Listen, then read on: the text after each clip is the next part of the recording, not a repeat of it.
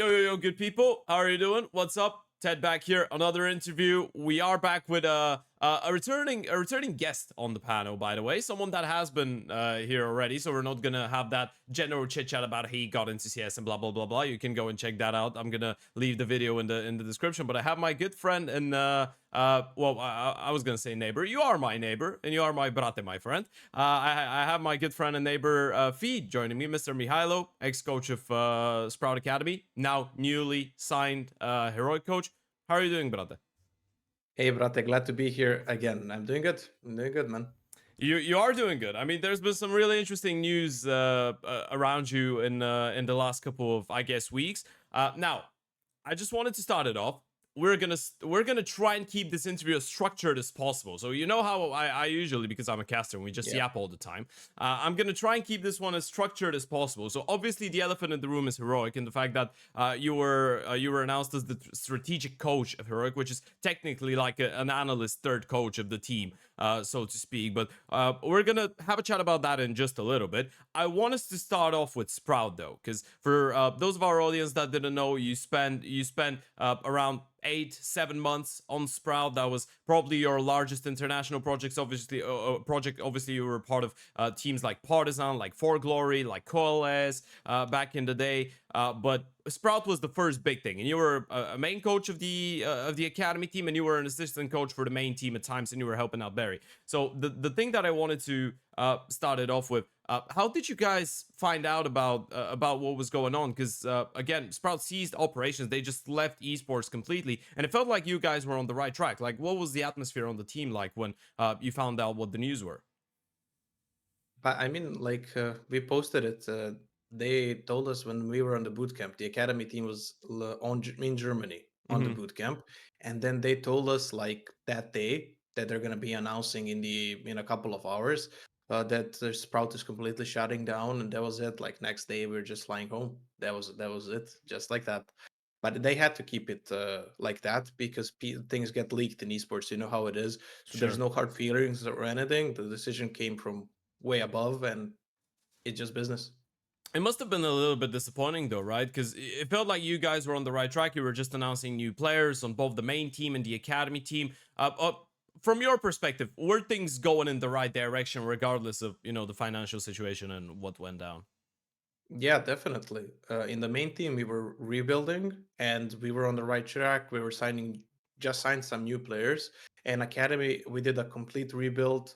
We were boot camping. We had some really nice talents, Hmm. and playing wise and in game wise, it was going great. But then business is a different story.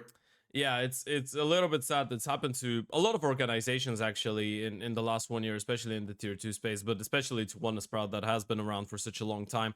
One thing that was really interesting for me though, because obviously this is the business point of this is the business end of things, and we're not gonna delve down there, and we're not gonna talk about business and why Sprout made that decision or whatnot. Was there though a moment of you thinking that you should continue working with Barry after things went south? Like, what was there conversations about potentially still working with Barry? Because obviously, in the first interview that we did together, you did say that you respect him as a person and as a coach quite a lot. So, was it going through your mind the fact that it was a possibility to stick with him, to stick with some of the players, and try and build something from scratch? Oh, definitely there was. And we were talking. I mean, keeping the whole team, like all the players together, it was difficult because like there's so many people and everybody's getting offers. But me and Barry definitely talked that we would like to stick together and that we would like to keep working together if there's an opportunity. But it wasn't. And then I got this offer, he got the Saw offer, and then we just went separate ways. But we was very open to it, and I really, like, of course, respect Barry and liked working with him. Just didn't pan out like this. What would you say is the most valuable? Obviously, it could be difficult to put into one sentence or a short answer, but what would you say is the most valuable thing that you've learned from your time working with Barry? Talent scouting. He's the best talent scout in the Right. world. Like no competition. Maybe only the guys at Spirit can give him some competition, but there's many guys working for them. Barry is one guy, and he has the best eye for talent I think there is. Could you try and elaborate on it? What was the thing that gives him an edge scouting talent over other people? He can just see a person and instantly tell if he's special or not. Yes, like that is. something he's really really good at, and of course it gives him an edge because he finds talents when other people don't, right? He Hmm. found so many obscure talents and builds a team very efficiently like that, with players who are new to the scene, but he molds them into what they should be and how they perform the best, and that's why he's really great. Okay, I guess that kind of leads really nicely into my final question about the Sprout saga and the end of days. Because and the reason I'm not delving into that again, I'm gonna clarify for a lot of people watching, is the fact that we've already had a longer conversation about all of this a couple months ago, right? It wasn't that long ago actually. It was like half a year ago or so. Yeah. But which would you say are the most exciting talents, exciting young players that you got to work with in recent history on Sprout? It could be people that have just impressed you a lot. It could be people that you didn't get to work with for such a long time, but you believe in, let's say, 1 year, 2 years will be on the top level, or it could be on the top level and have the potential to play big Counter Strike. Like, I'm not gonna say everybody because that is just a political answer, but I'm Right. not gonna also name drop many people. But I can say like one guy who is the obvious answer, and this is Seyat. Like, he's just a really, really talented kid, and he was like 16 when he got in our team Mm. from basically like a very obscure Polish team. And now he's also in Endpoint as well. So yeah, like I think he's gonna be a really great talent in the years to come. I mean, Endpoint is a I guess factory for for developing players and selling them into tier one teams. Reason I'm asking you this, and I'm gonna keep on it because you did give away to me, and now this is a private conversation that I'm bringing out, but it's something that I wanted to talk about because obviously you're a Serbian coach, so you're pretty involved with the, even though you're working with international projects, you're pretty involved with the local team. You did point out to me that there's a couple youngsters in Serbia that look really good to you. So could we Yeah. elaborate on that a little bit? I mean, there's one youngster in particular that is really, really talented, Mm, and I think he's going to be a really good player if he keeps going. And we signed him in Sprout Academy. Of course, it's Deutsche, right? He yeah. played as a rifler for us, but he's mainly an opera, and in his next teams, he's going to play an op. So I think he's by far the most talented new up and coming kid from our country for sure. Okay, okay, that's an interesting shout out. Now we can keep track on those two guys' careers. We can keep track on Yeah. both Deutsche and Seashot and see how it goes, and then hold you accountable or say that you know what you're on about if well, when they become good players. But yeah, I mean, with that, we can start moving to post Sprout before Heroic. Now, before we get into how you got into contact with Heroic and all of the good stuff, all of the nitty gritty of things, did you because you said that you considered working with Barry still, did you consider, and were there any offers for you to become a main coach? Because you were a main coach back in the day, right? You were technically the main coach for Sprout Academy, and you were the main coach for all the teams that we already listed, like Partizan, For Glory, Fade, blah blah blah blah blah, so on and so on. Were you close to getting back to coaching again, or you wanted to take your time with assisting and being an analyst a little bit more? Was that a conscious decision from you to know that you need a little bit more time? I mean, I don't really, it's not like that I need more time. I've been a head coach like for how much, 4 or 5 years. My Yeah. whole career, I've been only head coach. And Mm, this is like the first, okay, in Sprout, it was also like assistant coach, I yeah. guess, first time. And this is like the second time that I'm doing like coaching staff role other than the head coach role. But it's just because I mean I got offers to head coach a couple of different teams as well, like some other academy team. But here I just chose Heroic because it is like a really a proper tier one team with incredible head coach and incredible players that I think it will be very valuable for the future. And I just chose this because I think it was the best opportunity that I got. Yeah, how was the conversation going into Heroic? Did they approach you? Was it kind of like, I need a job, they need a person like me, so we kind of met in the way? And how big of a factor was Saul being in there as well for your decision, and potentially even Shedham, right, the assistant coach? Because as you pointed out, they have a pretty decent coaching staff. Yeah, I mean, they approached me like immediately when I was on the plane, even Right. from back from Sprout, and we just talked, and me and Saw talked, of course, and yeah, like of course he's a big reason, and both him and Shadon why I took this job because I think him, Blade, and Zonic is the Mount Rushmore of CS:GO coaches. So yeah, Mount or CS:GO Rush. coaches, Right. Okay. Okay. You know what? definitely. This is a big company to put him in. And what are your initial I guess opinions on working with him now? Obviously, when you're looking at someone's work from let's say a third person perspective, so to speak, from the perspective of just the viewer or someone that's in the industry, but you haven't directly worked with him, it could be a little bit different than when you get put in the same project as him. So what are the first things that I guess strike you down as, well, okay, this is why this guy is on the level that he is, this is why this guy is that great of a coach that he is? I mean, all the expectations that you might have from somebody like that, they're kind of there. It's not one like particular thing, but their overall way of how they're working, how they're approaching in-game stuff, outside of the game stuff. It's just really on the highest level there is. Okay, all right. And with that being said, I mean, you already are making your debut as a as a strategic coach for Heroic. For those of our audience that don't know, we're recording this interview on the 31st of May, which means that IEM Dallas is currently going on. Heroic are yet to play their playoff game. I believe it's later on today, right, or tomorrow. Yeah. But yeah, later on today. So we don't know what's gonna happen. People are probably gonna see that interview after we know what's gonna happen. But so far, so good. You're working your first event. You're not with the guys in Dallas, sadly. You're still at your home. But talk me through the working process so far. How's it been going? Because it's the first time that Heroic have made playoffs so far this year. So I mean, there must be numbers are saying that you are doing something right. I mean, the first event I worked for them was in Batboom, All right, and we also made playoffs there, but it was like a smaller studio sure. tournament. And this is like the first stage playoff Mm-hmm. that they made this year, and it's been incredible. Like even with the okay, you can call it with a stand-up, but they played with Nico obviously for a while, Yeah. and we aren't able to play with Dexter, but it's still working out. And yeah, we're just gonna take it game by game. As you said, next game is Vitality. Let's see what happens and let's see how far we can get. But so far, it's going really smooth.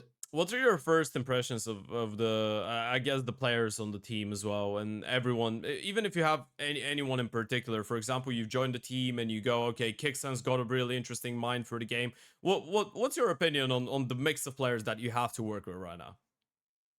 I mean, they're really great mix of roles. Like their roles are selected for a reason, and then it really fits great. And obviously, Kixan I know for many years, even when we were both back in the Balkan scene, and he's just a super smart guy, and he's also Sure. fragging for an IGL, which is really important.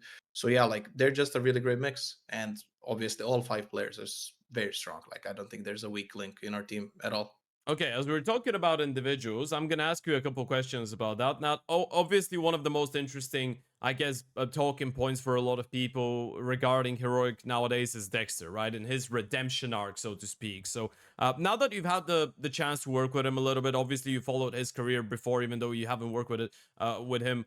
What's your opinion on that? Because it felt like Degster for 1 year was just brunched aside. No one wanted to do anything with him, but he still was, for a lot of people that might have forgotten for whatever reason, one of the biggest talents in the world. So can you feel that now that you're in the server? What's your opinion on him and in general, and the fact that he's trying to redeem and I guess take his career back to where it was? I mean, I don't want to jinx anything, so I'm not gonna say too much on this. Right. But you saw like in the first event in Batboom how he was doing, and if it just keeps going in this trajectory, like he's still Dexter. Like he's a very hardworking person, and he didn't stop in this year. So I think he's just gonna pick right back up where he left and even get better. So yeah, he's really good. Okay. I mean, it's good. It's good that you believe that he's really good. That's I guess he's the Oper, so he should be really good. Yeah. One other thing that I wanted to ask you, obviously, there is a bit of a discrepancy. As you pointed out, you have been a main coach before. Now you're a strategic coach for that team. But those are some of the best pieces. Those are not some. Those are the best pieces that you've been able to work with in your career so far, right? So how is it different when for your work and from the perspective of a coach or an analyst or whatever, when you know that you have the pieces of, let's say, kyxsan, who's, as you pointed out, one of the smartest up and coming young IGLs. You have a star player like Degster. You have Nerds, who's one of the best riflers in the world, maybe up to this date still. You have Testis and Shush, who are world class players. Does that make you more assertive in the way that you're approaching your work? I mean, everybody in our coaching staff has a designated role, and Mm, everybody has like a set of responsibilities. So it's not, I would say that it's just like what responsibilities I have, and I try to do them the best way I can. Of course, it is really nice to work with people who are so experienced and smart like these guys, and it makes it much easier than when you're working with people like that are less experienced. But yeah, like Heroic has just a really nice structure in who needs to do what throughout the whole organization, so that makes it really easy.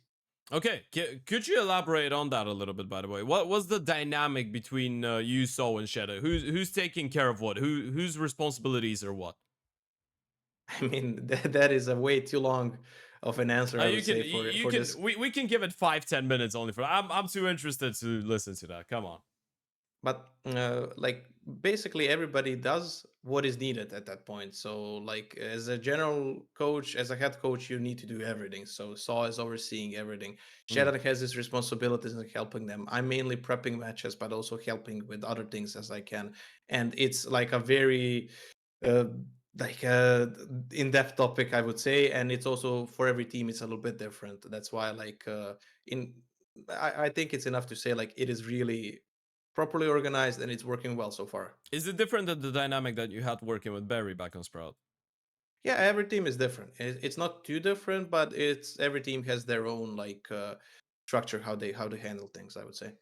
Okay, okay. And as a final one, I guess, because there is a I guess big discrepancy as you pointed out. This is the first time that you're in a on a tier one organization straight up and playing with some tier one guys or being on a team with some tier one guys and tier one coaching staff and whatnot. What are the main differences in just the way that you feel, the way that you approach your work, the approach of work when you're, let's say, coaching an academy team and then suddenly you're coaching some of the best players in the world?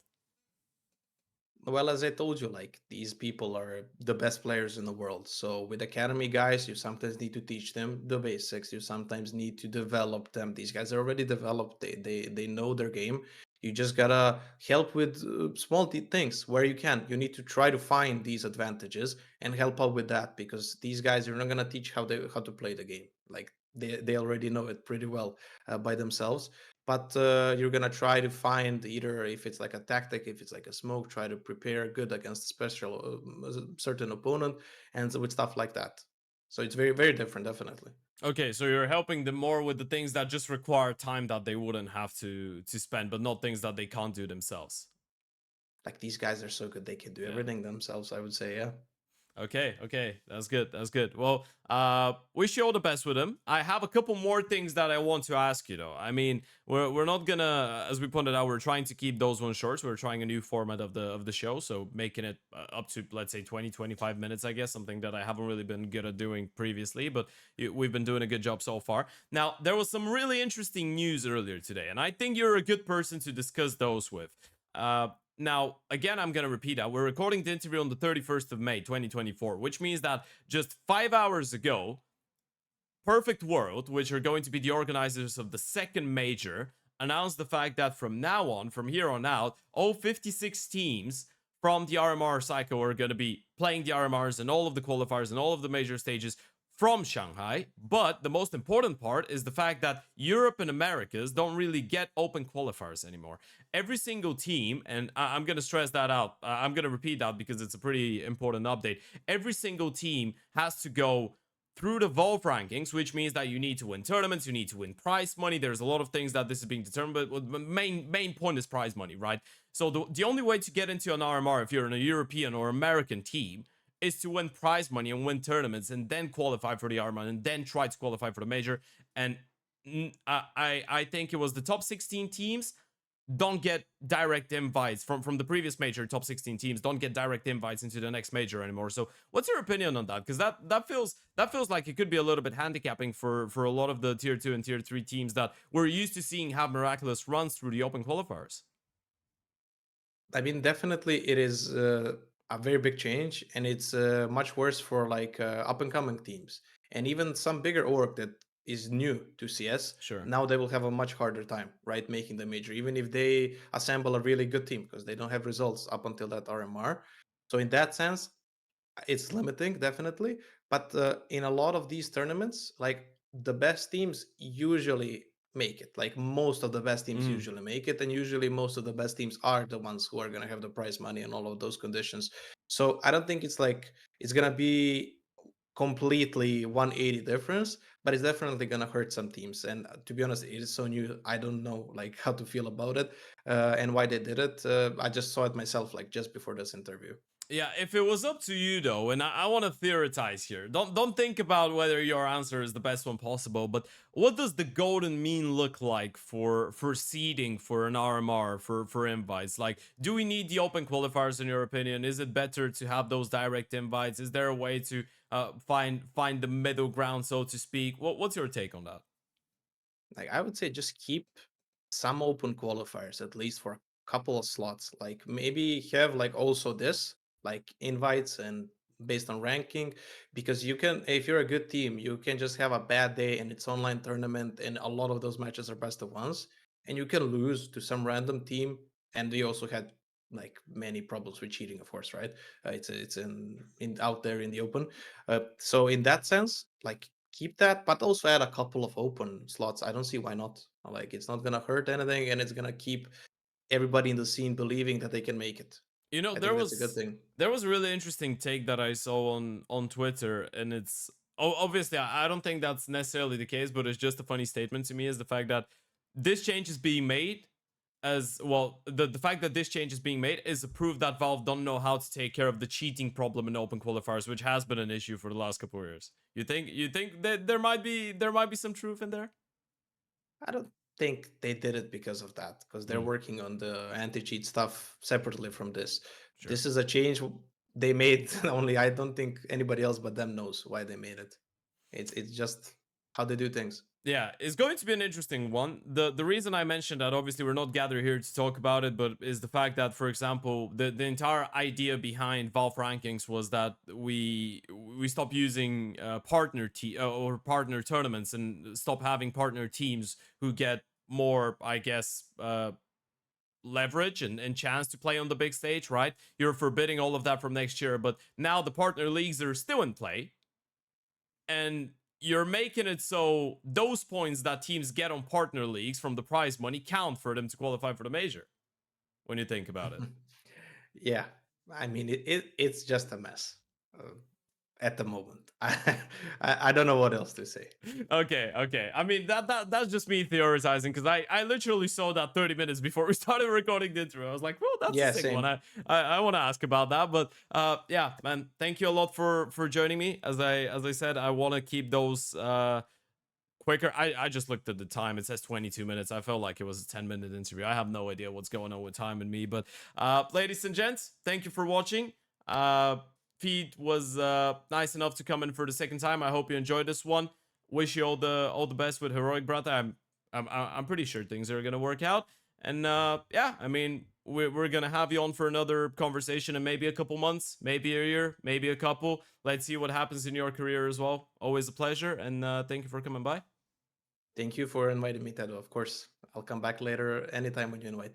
Okay, guys, thanks for watching. Hope you like this new format of quicker, shorter videos. And of course, if you do, leave me a comment. Let me know. I'm gonna try and make most of them in that format. And obviously, go and follow Feed. His links are gonna be down below. And follow Heroic and how things have been going for them. I'm pretty sure you already are. But yeah, thank you for being with us. Gonna see you soon. And yeah, peace.